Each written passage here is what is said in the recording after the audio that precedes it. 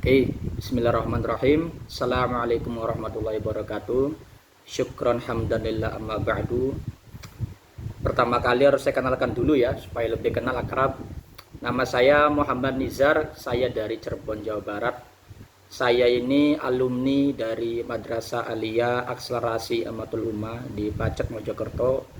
Tepatnya angkatan ketiga ya. Saya masuk tahun 2010 dan saya lulus dari Pacet Mojokerto tahun 2012.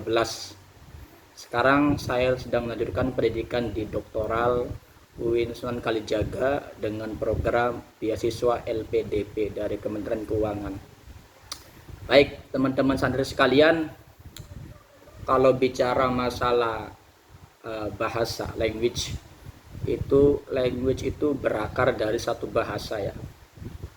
Anda akan paham bahasa itu bagaimana kalau Anda bisa memahami akar sejarah dari bahasa.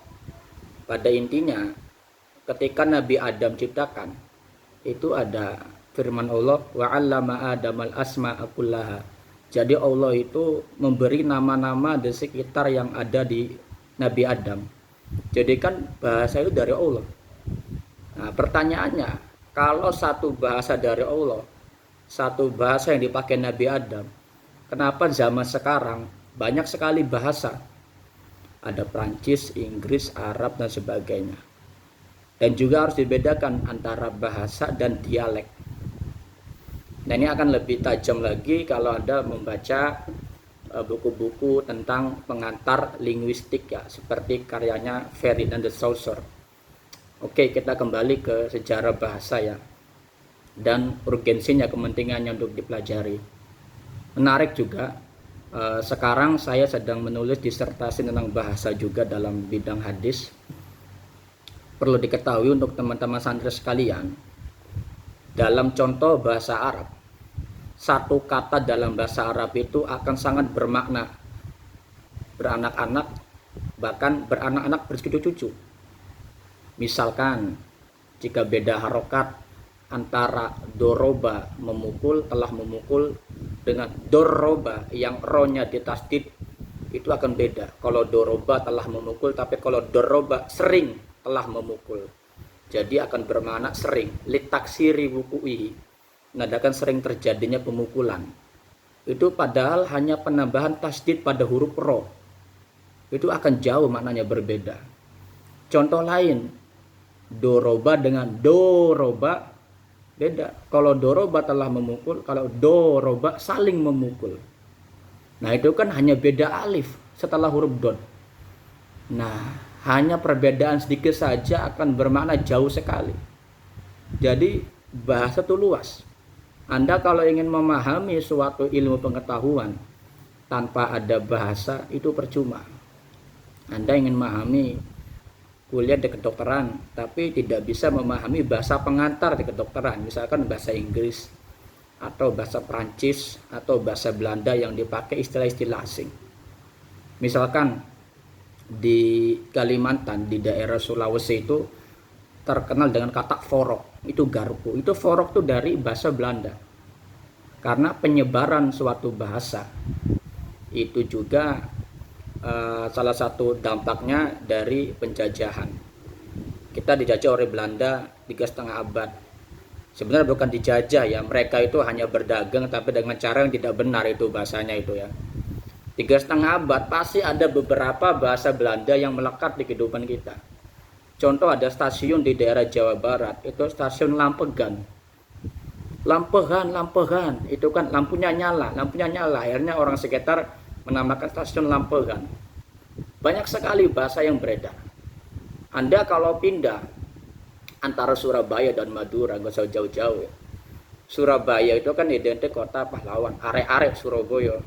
Sedangkan Madura kacong itu misalkan ya. Arek Surabaya dengan arek Madura itu beda. Kalau diadu arek Surabaya, arek Madura, kuat mana?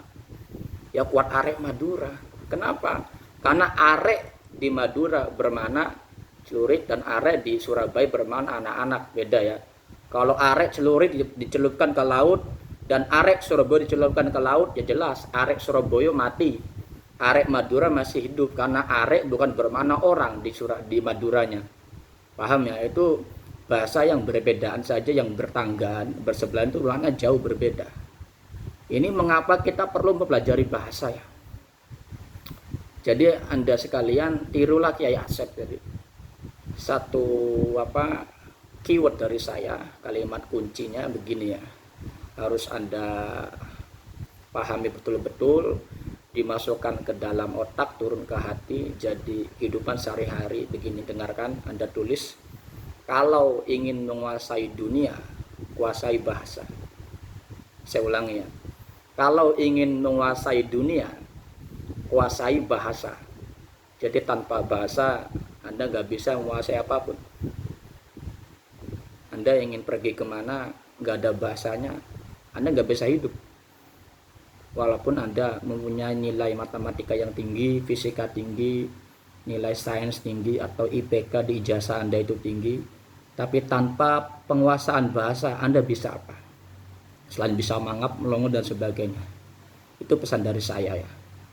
Dan terakhir kalinya saya mohon untuk penguasaan bahasa itu jangan sampai menyerah tengah jalan ya.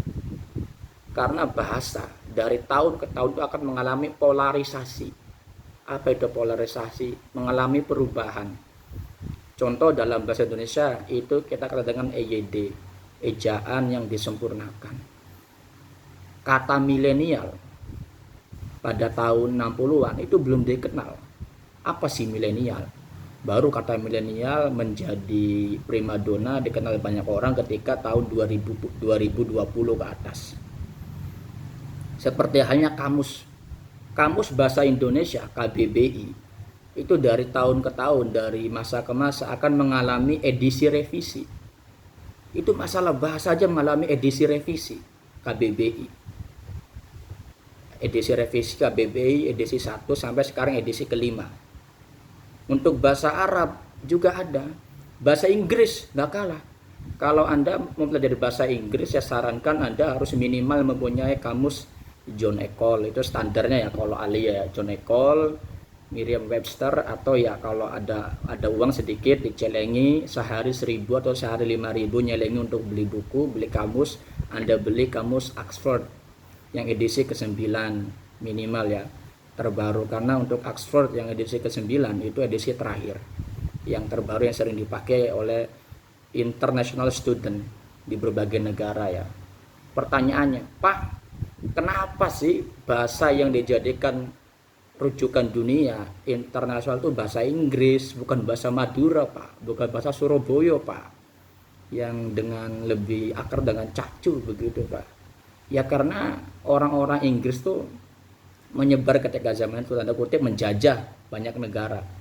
Jadi semakin banyak orang menjajah banyak negara, maka bahasa yang mereka bawa juga tertular ke beberapa negara.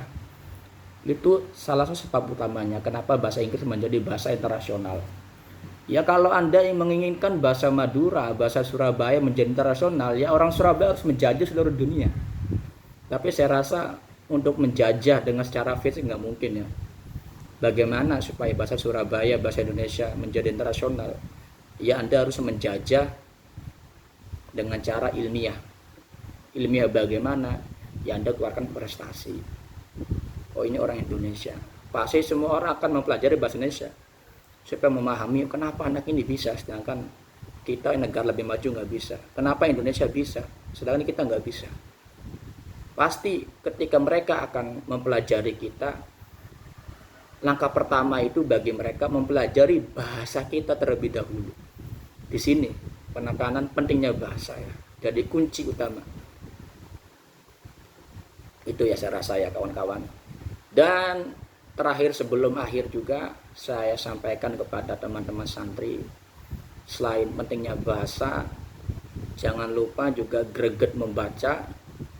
Apapun itu, sebelum tidur bacalah buku satu hari, satu halaman, satu malam satu halaman paling malesnya. Kalaupun ada waktu sebelum tidur satu malam itu Anda sudah membaca 5 lembar buku. Kalau Anda membeli buku itu satu buku 1 bulan, ketebalan bukunya itu 5 cm, maka 1 cm 1 minggu Anda hatamkan. Jadi 5 cm tebalan buku itu 5 minggu Anda hatam membaca. Dari situ semangat membaca ya. Sekarang kita pakai logika lain. Kerudung Anda, kopiah Anda, baju Anda satu setel, ketika dilipat rapi, diukur kira-kira ketebalannya berapa senti. Misalkan ketebalannya 4 senti Pak, baju saya Pak, dari kerudung sampai atas sampai bawah 4 senti. Itu kan baju sehari sekali diganti. Tapi kenapa buku yang ketebalnya 5 senti Anda setahun belum habis membaca? Nah, dari situ evaluasi, kalau Anda belum greget baca, jangan berharap bisa menguasai bahasa. Jadi kunci sebelum kunci itu menguasai bahasa itu adalah greget membaca. Ketika greget membaca baru Anda bisa mengambil kunci untuk menguasai bahasa. Itu ya. Nah, saya rasa akhir kalam, the last I say, Assalamualaikum warahmatullahi wabarakatuh.